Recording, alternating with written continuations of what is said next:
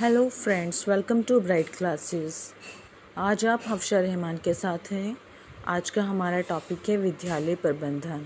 ये टॉपिक हम इसलिए स्टार्ट कर रहे हैं कि जो जूनियर एडिट के लिए प्रधानाध्यापक और जूनियर अध्यापक की पोस्टें निकली हुई हैं, उसमें हमारा स्कूल मैनेजमेंट का अलग से पेपर होगा।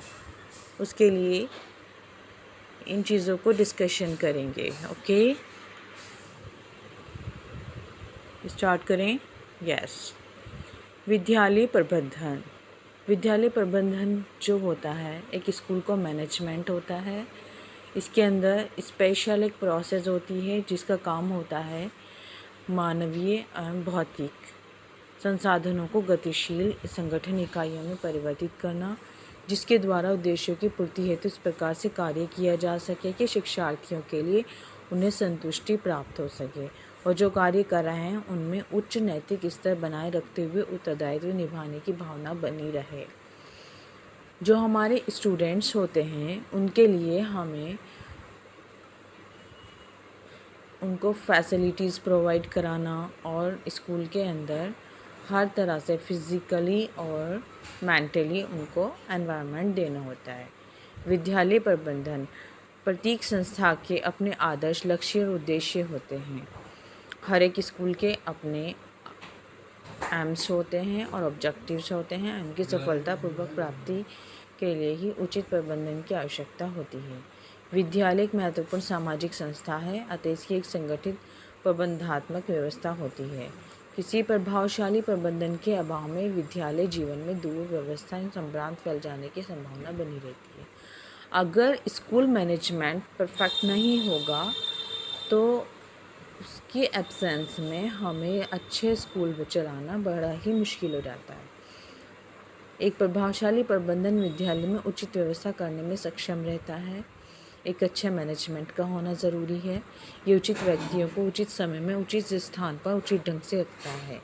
हमें ये देखना होता है कि जो भी फेयर पर्सन है वो सही जगह पर काम करे और सही टाइम पर काम करे। विद्यालय प्रबंधन के अंतर्गत निम्न आते हैं।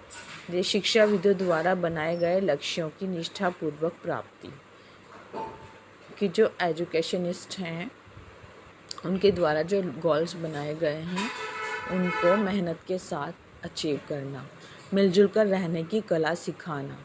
इसके अंदर एक टीम स्पिरिट होनी चाहिए। स्कूल संबंधी गतिविधियों तथा कार्यों का संचालन तथा नियोजन, जो स्कूल से रिलेटेड हमारी एक्टिविटीज़ हैं उनके जो फंक्शंस हैं उनको कैसे चलाना है और कैसे उनकी प्लानिंग करनी है। विद्यालय को सामुदायिक केंद्र के रूप में बनाना, कि जो स्कूल है उसे एक सामुदायिक केंद्र के रूप में, पब्लिक सेंटर के रूप में कैसे बनाना है। विद्यालय में सहयोग की भावना लाना तथा जटिल कार्यों की सुलभता। विद्यालय में हमें स्कूल के अंदर एनवायरनमेंट ऐसा रखना चाहिए कि वहाँ पर जो मुश्किल चीज़ें हैं उनको कैसे आसानी से किया जा सकता है और एक दूसरे के लिए कोऑपरेशन की फीलिंग होनी चाहिए। शिक्षा संबंधी प्रयोग तथा अनुसंधान के लिए समुचित व्यवस्था करना। जो शिक्षा एजुकेशन से रिलेटेड जो एक्सपेरिमेंट्स हैं और रिसर्च हैं उनके लिए हमें अच्छी फैसिलिटीज़ प्रोवाइड करनी चाहिए। विद्यालय की आवश्यकता, ऐसा समाज बिगड़ा हुआ समाज ही माना जाएगा जिसके विद्यालय सुचारू रूप से नहीं चलाए जाते। दूसरे शब्दों में विद्यालय समाज की उन्नति तथा अवनति का सूचक है। अगर ऐसा स्कूल है कि जहाँ का माहौल अच्छा नहीं है और अच्छे स्कूल नहीं चलाए जाते हैं तो वो समाज जो है वो बिगड़ा हुआ गलत सोसाइटी मानी जाती है, अनफेयर सोसाइटी। जो कुछ सबसे श्रेष्ठ और बुद्धिमान माता पिता अपने बालक के लिए चाहते हैं वही समाज अपने बालक के लिए चाहता है। हम अगर अपने बच्चे के लिए कुछ भी अच्छा चाहते हैं तो हम चाहेंगे कि उसको सोसाइटी वैसी ही मिले। हमारे विद्यालयों के लिए कोई अन्य आदर्श संकुचित और अप्रिय है और यदि इस पर व्यवहार किए जाएं तो ये हमारे जनतंत्र को नष्ट करेगा। विद्यालय प्रबंधन के सिद्धांत। विद्यालय प्रबंधन के सिद्धांत क्या होते हैं? विद्यालय प्रबंधन के कुछ सिद्धांत हैं। सबसे पहला, कार्य विभाजन का सिद्धांत।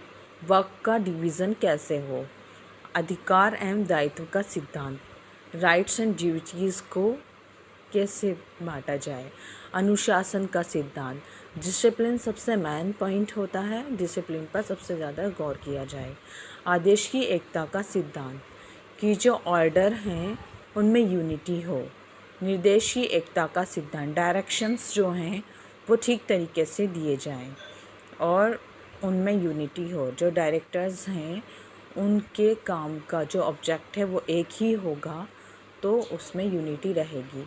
कर्मचारियों का परिश्रमिक, जो लेबर है, जो हमारे साथ काम करने वाले हैं उनका सही टाइम से परिश्रमिक दिया जाए। समन्वय का सिद्धांत, आपस में समन्वय बनाया जाए।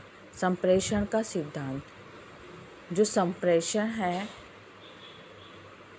कम्युनिकेशन के ऊपर ध्यान दिया जाए कि हमारा कम्युनिकेशन पॉजिटिव और परफेक्ट होना चाहिए।